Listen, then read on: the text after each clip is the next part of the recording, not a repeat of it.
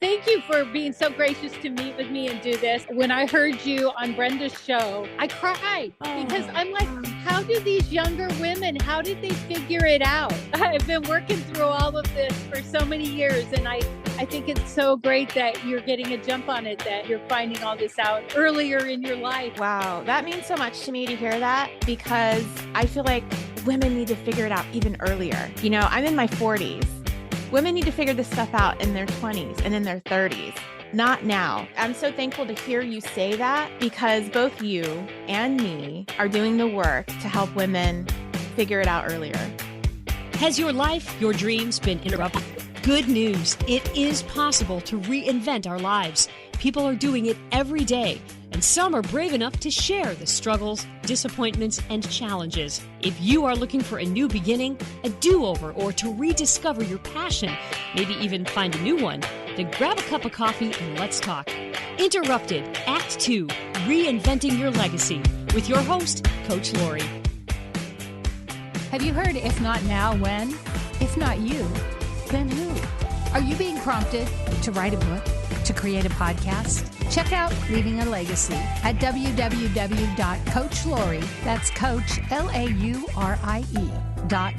And let's get started on your second act now. Welcome, Dr. Zoe Shaw. I am so excited to have you on the show. We're going to talk about your life now, your life before, and your book. So let's just hit the road running with what your life is like now. And excuse the background noise. I'm at the car dealership, and of course it was really quiet, and then an ambulance went by and a car. Inevitably, that's going to happen, but we make it work. We're doing this interview, and I'm so excited to be here. My life now is, I have the freedom that I never imagined. And when I say freedom, I'm really talking about internal, emotional, psychological freedom that I never could imagine feeling this sense of being free. I was burdened with so much shame. I was burdened with so many false stories. And when I was finally able to let them go, my life is just, I love my life. I have my kids, and I have work that I am so very passionate about, that I love to do.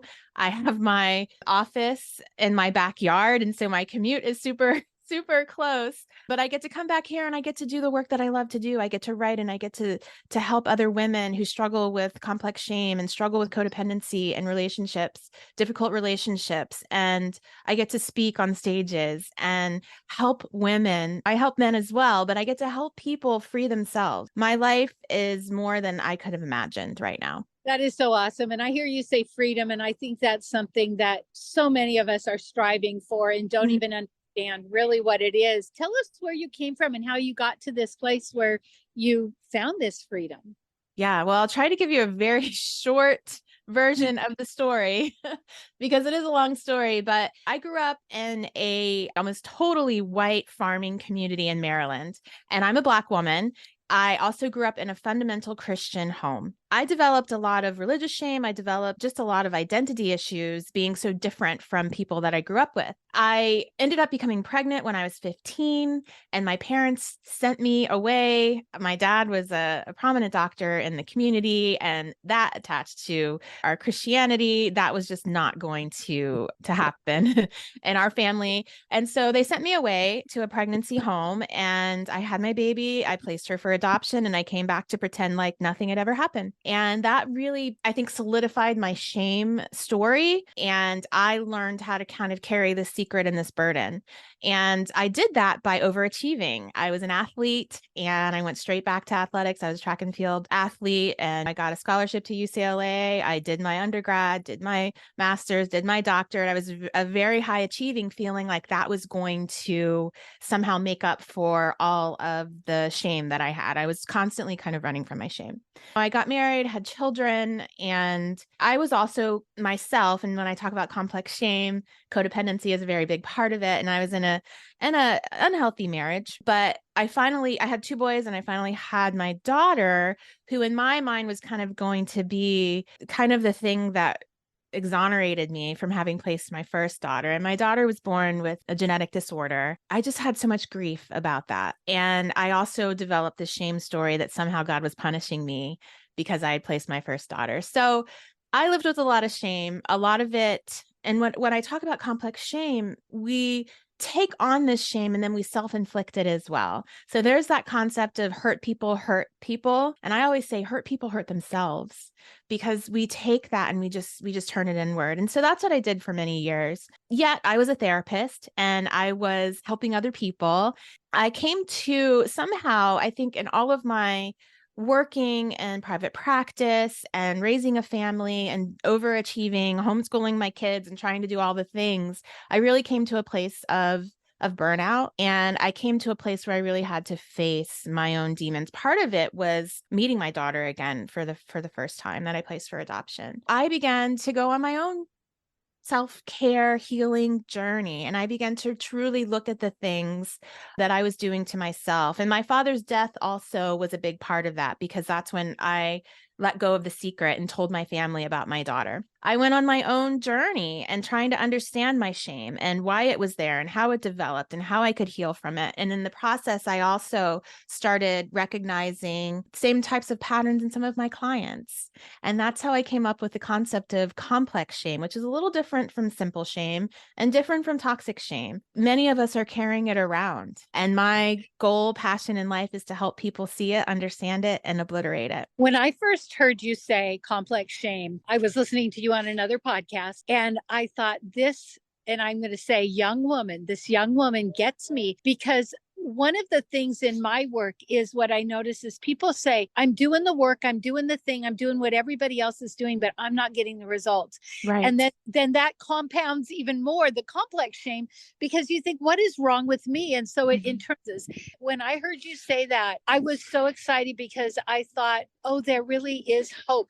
Because I think sometimes we walk in a healing journey and we're doing all the work, but we're not exactly getting, and the word you said that really resonated is getting that freedom. Well, I can talk a little bit about the steps to healing from complex shame. There are 7 steps, and I'm probably not going to say them all in the proper order right now, but it starts, of course, with awareness. What I want people to understand. So I'm going to delineate the difference between simple shame and toxic shame. Brene Brown, who is famous on talking about shame and vulnerability, has really opened up the world to understanding that shame is a thing. We all experience it, and there's ways that we can obliterate it. And what I love about Brene Brown is that she's the foundation for building and even more understanding. And so as people begin to apply Brene Brown's, I should say, cure for shame, which is vulnerability and empathy, being able to feel empathy for being able to allow other people to feel empathy for you and feel empathy for yourself. For some people, shame was obliterated. Like, I can be vulnerable, I can feel empathy from other people, and it just goes away. And yet for some people, it didn't work. And what does that do? Just like you said, it causes you to feel even more shame. I started questioning why, because for me, it didn't work. And for some of my clients, it didn't work. And so I started to question why. What I began to understand is with complex shame, which is in some ways developed in a similar way that toxic shame is. So toxic shame is a shame that is so deeply embedded in your foundation of your personality that it's almost impossible to get rid of it. And people with toxic shame, they are what I call outies. They push their shame out. It's so toxic to themselves that they push it outside. And what they tend to do is develop personality disorders like borderline and narcissistic personality disorder. They are dealing with an immense amount of toxic shame, and they are toxic people because they push it out to everybody else. People with complex shame generally have a healthier foundation. So their shame, I like to say, it's on top of that foundation. And it's usually about the way that it happens in terms of when the period that it happens in your life, and then also kind of the support systems that you may or may not have. So it develops similar to toxic shame, but it's a layer on top of your personality. It is not the basis of your personality. But what happens for people who have toxic shame is they take all that shame and they turn it inward and they blame themselves. And they have this story of, if I could, do something for that person, I can make it better. If I can make them feel better, then I'll feel better. And that's kind of the tenet of codependency. That's the difference. One of the differences with complex shame versus toxic shame. The beauty of that, though, is that because it's not deeply embedded in your personality, you can heal it. You can. But you can't heal it through vulnerability. Because what happens is, remember I said hurt people hurt themselves? What happens is when you begin to feel that shame, you begin to take it on as your own story, and you begin to then inflict shame upon yourself. And you can't, and it's almost like you can't separate it at some point as you get older. You can't separate, what did you do to yourself? What did others do to you? And then also, there are always times when we make choices in the midst of our trauma, in the midst of just our trying to deal and cope with life, that we can then blame ourselves for. And so I talk about someone who has complex shame might be in a therapy room and they might be talking about a trauma, and a therapist is trying to get them to understand it's not your fault. You need to release that feeling of punishing yourself. And that doesn't work for the brain of someone who has complex shame. It just doesn't work. And so you may try to do that, but your brain's saying, but wait, no, you did some things. And it might have been as simple as you fought back, or you didn't fight back, or you used pepper spray, or you didn't, or you chose to hurt yourself in that time. You made that decision. And so what we have to do with complex shame is we've got to actually sit and do the thing that feels very counterproductive, because it feels like it's victim blaming. But what it's doing is it's working with your brain and the way that your brain works. And it's going, okay, let's start to dissect it. Let's start to ask ourselves, okay, what choices did I make that maybe weren't the best choices? What choices did I make, even in that split second, that might have been self-harming? And when you begin to acknowledge what you did in the midst of even maybe your own trauma, then you can start to work on forgiving yourself for it. Coach Laurie here. I am not anti-aging. I am all about aging gracefully. Did you know we stop making collagen at a certain age? And did you know powdered collagen has to go through your whole digestive system? So I am a big fan of Glow Liquid Collagen. It helps me age gracefully, inside and out. To order, check the link below. By the way, if you order two at the same time, free shipping. Or if you would like to be an affiliate, make a little extra cash, click the affiliate link. And when you begin to acknowledge what you did in the midst of even maybe your own trauma, then you can start to work on forgiving yourself for it. And when you can acknowledge that and forgive yourself for it and separate it, then you're able to make that distinction between what's not mine to keep and what's mine to say, I understand that all behavior makes sense in its context. And for that, I forgive myself for the things that I did to myself. And then you work on acceptance. When you're able to do that, you begin to feel such an immense amount of freedom. And vulnerability is a part of it. Brene Brown's step about vulnerability is important, because part of that acceptance is being able to speak the thing for which you are ashamed. It's not the healing. The healing really is about forgiveness, and the healing is about maintenance. But vulnerability is a part of it. And so very quickly, so maintenance is a crucial step in healing complex shame, because there's internal work that we do to forgive ourselves, to acknowledge, to accept, to be vulnerable. And then the external work is changing our patterns. Because if you're still acting like the same person, if you're still having very low boundaries, if you're still accepting things that you shouldn't accept, if you're still not speaking up, you're not going to be healing. The part of the healing is changing the way you act and behave and show up in the world as a result of your own self-forgiveness. So that was just a short snippet of the complex shame journey. That is so good. And that's what spoke to me, is that part about, but you don't know. Like, you go through the vulnerability, and some people are, I'm free. And then some of us are like, oh, but you don't know. And so I love it so much. And this is so wonderful. And I feel like this is going to unlock things for people that have really been struggling, that have felt stuck, and they've thought, I've done the work. You know, it's not like sometimes people don't even know, but maybe people that have been doing the work. And like you say, you're at a counselor, they're trying to say it's not your fault. My other podcast is No Longer Ashamed, and we work with survivors of childhood sexual abuse. 26 years is the average for somebody to share that information. Right. And I think about those people, because that is kind of what they're going through. They're like, I didn't fight. All the things that the shoulds, I guess.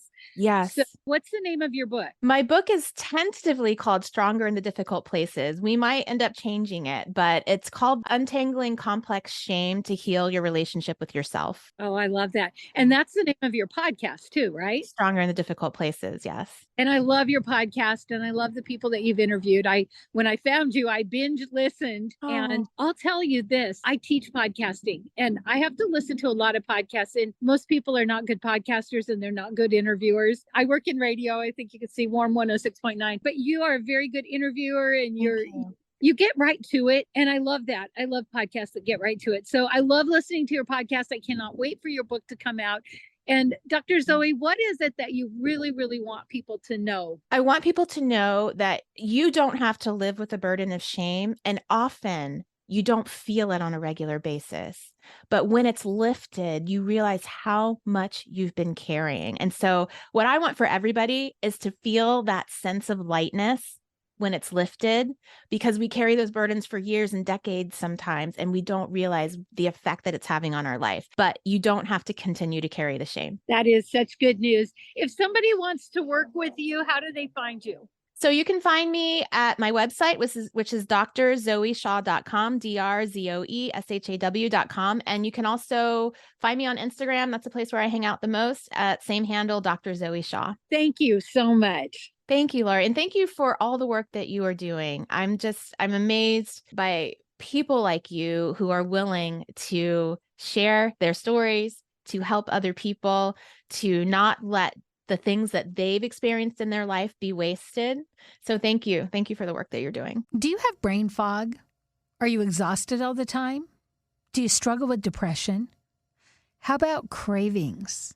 Imagine an enzyme that turns sugar into fiber. For a link to order your bottle, email me at lacoach@comcast.net. That's lacoach@comcast.net. After our interview, Dr. Zoe published her latest podcast, which she had taken a break from, Stronger in the Difficult Places, Dr. Zoe Shaw, if you want to look that up.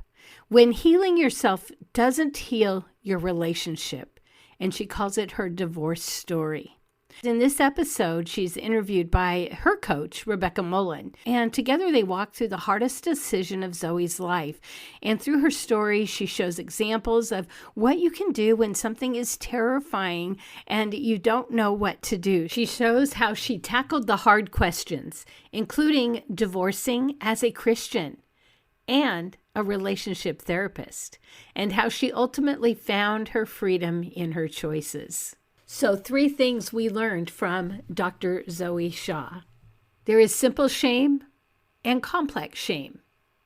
If you do the work for simple shame and you feel more shame, you might have complex shame. And the good news is there is help and there is healing. And asking ourselves the hard questions and staying in the difficult places to get to the other side is so worth it. If you love this podcast, here's a big ask. Will you share with your friends and family, subscribe, give us a review, and a 5-star rating so that others looking to reinvent their lives will be able to get the help they're looking for? Thank you in advance.